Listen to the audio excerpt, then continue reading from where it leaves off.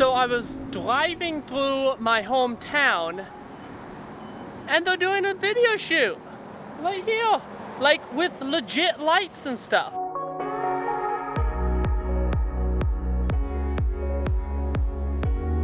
That's an RE 4K, nice big light, and that is an RE 18K. It makes my little softbox look kind of pitiful. No, I take that back, really pitiful. But you know, that's something about filmmaking, is all gear does not work for all people. You need to get the equipment, the gear that works for you. It'd make no sense for me to own an RE 18K or an RE 4K. I am good with my little $100 softbox.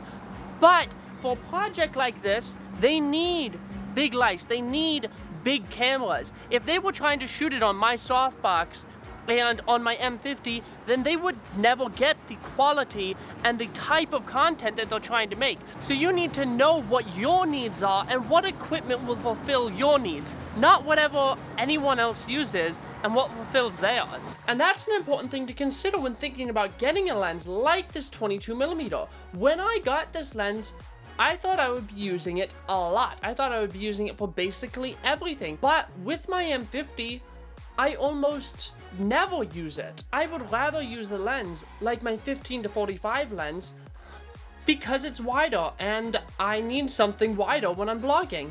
So we're gonna ask the question, is this lens worth it? First of all, what I don't like about it. It's not really wide enough for what I do with the M50 and this vlogging. Now, I have used it for vlogging. In my low light video, I actually use this lens for vlogging because it's just wide enough to use it in more of a low light vlogging scenario. But it's a bit tight for the way that I like to shoot. It also doesn't have image stabilization. Now, I understand why, and I'll get to that. And there's not that much to dislike about this lens because, I mean, it is pretty cheap. It's one of the cheapest lenses that you can get for this platform that has autofocus. So on to what I do like. I love the f2 aperture. It looks really good. It also has a macro focusing distance. Now, it's not like 1-to-1 macro, but you can focus really close with this lens. I really like it. If you want to just take the camera out with this lens and the kit lens, that kit is tiny. It of course is a native lens, so you don't have to worry about adapters. It has a metal mount, which is nice. Kit lens doesn't have that.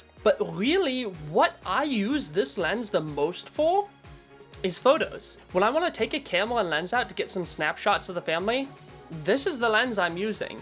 And I don't know if I could recommend this enough. If you're doing any kind of low light shooting with the M50, I highly recommend this lens. Or if you want just a good street photography lens, this lens is pretty much a must-have. So just look at what you're doing.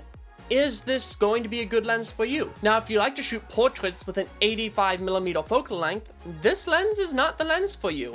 If you like to shoot landscapes with a 10mm lens, this lens is not the lens for you. This lens is for someone who wants a good street photography low light lens. If that's not you, don't get it. For me, I love this lens. If it broke, I would probably get a new one. If you found this video helpful, please give me a like, subscribe to the channel for more content like this, because we're only getting started.